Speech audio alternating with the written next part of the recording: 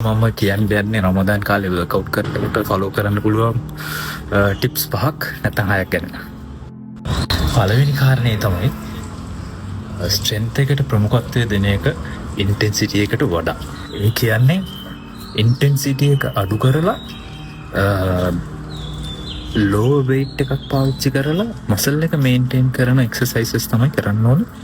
එතකොට ඔයාගේ ස්ට්‍රෙන්ත් එක එක්සෝස් වෙන්නේ නැතුව ඔයාට දිගටම මුළු දවසම ඇක්ටිව් එකේ ඉන්න පුළුවන්. ඒකෙන් වෙන්නේ මසල් එක ඇත්තටම මේන්ටේන් වෙන එක.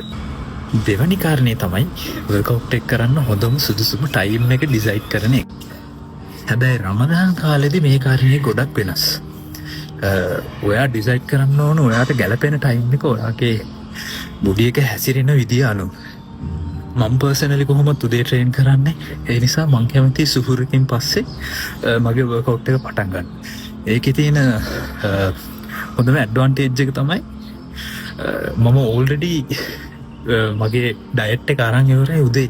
එතකොට මට හොඳ ස්ට්‍රෙන්ත් එකක් තියෙනවා සෙල්ලම් කරන්න. හැබැයි ඒකේ ඩිස්ඇඩ්වාන්ටේජස් උත් තියෙනවා. ඔයා වැඩිපුර වර්කවුට් එක කරලා ගොඩක් එක්සෝස්ට් වුණා නම් මුළු දවසම ඔයාට ඉන්න අමාරු වෙන්නත් පුළුවන්. ඒ හින්දා ඔයා වර්කවුට් කරන ටයිම් එක ඩිසයිඩ් කරන එක ඔයාගේ අතේ තියෙනවා.